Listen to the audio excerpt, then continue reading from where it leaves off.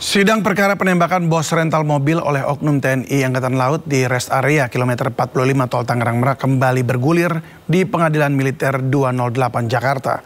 Dalam sidang yang digelar pada hari ini, saksi menyebut pelaku melepaskan tembakan sebanyak 4 kali. Saksi Ahmad Farizi yang merupakan karyawan minimarket menyebut oknum TNI Angkatan Laut pelaku penembakan melepaskan timah panas sebanyak 4 kali. Farizi mengungkapkan tembakan pertama dilakukan oleh oknum TNI Angkatan Laut yang keluar dari sebuah mobil berwarna hitam. Sementara tembakan kedua dilakukan oleh orang yang sama namun pelaku telah keluar mobil. Tembakan ketiga merupakan tembakan yang melukai korban Ramli. Farizi lalu menyebut tembakan keempat bersarang di tubuh korban bos rental Ilyas Abdurrahman. Farizi merinci tembakan keempat dilepaskan saat Ilyas mencoba mendekat ke arah Ramli.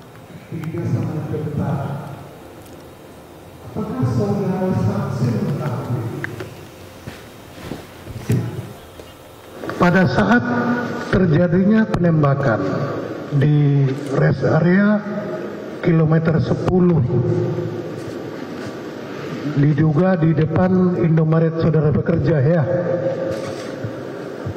Berapa kali saudara mendengar tembakan? Tembakannya? Iya. 3 sampai 4 itu. 3 sampai 4. Apakah saudara saksi mengetahui siapa yang melepaskan tembakan atau berada di mana? Kalau siapanya nggak tahu, cuman kalau posisinya tahu, Pak. Posisinya di mana, saudara? Depan toko. Depan toko. Parkiran. Pada saat penembakan pertama, apakah saudara bisa memastikan di depan toko penembakan? Iya, bisa. Yang menembak itu berada di mana? Apakah di depan toko atau di mana? Di mobil, Pak. Di mobil. Di mobil apa? Mobil hitam. Mobil. Sebelumnya penembakan terhadap bos mobil rental terjadi pada 2 Januari lalu di rest area kilometer 45 Tol Tangerang Merak, Banten. Ironisnya sebelum kejadian penembakan, pemilik rental mobil sempat meminta pendampingan dari pihak kepolisian namun ditolak. Maling mobil! 2 Januari 2025, seorang pengusaha rental mobil ditembak mati saat mencoba mengambil kendaraan miliknya yang dibawa kabur tersangka di rest area kilometer 45 Tangerang Merak. Nahasnya lagi, sebelum kejadian penembakan, anak pemilik rental mobil menceritakan penolakan pihak kepolisian untuk melakukan pendampingan atas laporan yang dibuat oleh korban. Polisi mengaku penolakan pendampingan karena korban tidak dapat menunjukkan dokumen kepemilikan mobil. Pencurian mobil berawal saat AS yang menyewa mobil korban selama 3 hari sejak 31 Desember. Namun saat 1 Januari 2025, GPS yang dipasang di mobil sengaja dirusak pelaku. Ada 2 perangkat GPS mobil yang telah dipotong tepat di Pandeglang. Namun 1 GPS aktif belum diputus pelaku. Korban lakukan penelusuran hingga berpapasan dengan mobil miliknya dan situasi pun berubah tegang saat pelaku mengaku sebagai TNI Angkatan Laut mengancam sambil mengeluarkan senjata api. Merasa terancam, anak korban meminta pendampingan dari Polsek Cinangka Anyar namun ditolak kepolisian dengan alasan saat pelaporan korban tidak membawa surat-surat penting kepemilikan mobil yang sah.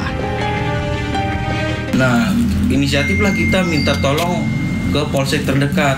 Pada saat itu polsek yang terdekat Polsek Cinangka. Nah, kita mampirlah ke Polsek Cinangka itu. Kita menceritakan kejadian ini dan kita bilang kita pemilik mobil, rental mobil, bukan leasing mobil. Tapi si polsek ini salah menduga. Katanya saya dari leasing, padahal saya udah bilang dari awal. Saat itu ketika dikonfirmasi yang bersangkutan menyatakan bahwa itu dari leasing. Sementara kawannya lagi menyatakan bahwa itu dari rental. Bermaksud untuk meminta pendampingan untuk melakukan penarikan 1 unit kendaraan mobil di Cinangka. Menurut keterangan dari yang bersangkutan bahwa pada saat itu mobil itu sempat diikutin dari Paneglang muter sampai ke arah Cilegon sehingga melintaslah di wilayah kita. Namun pada saat yang bersangkutan meminta untuk pendampingan dari personil kita, ya tentunya personil kita yang paling utama adalah menanyakan legalitas ataupun identitas daripada kendaraan yang akan ditarik itu. Kemudian dalam masalahnya masalah apa? Pengejaran kembali terjadi hingga ke area tol Tangerang Merak kilometer 45. Pelaku menembak korban Ilyas Abdurrahman di dalam minimarket. Korban tewas terkena tembakan di bagian dada dan tangan kiri.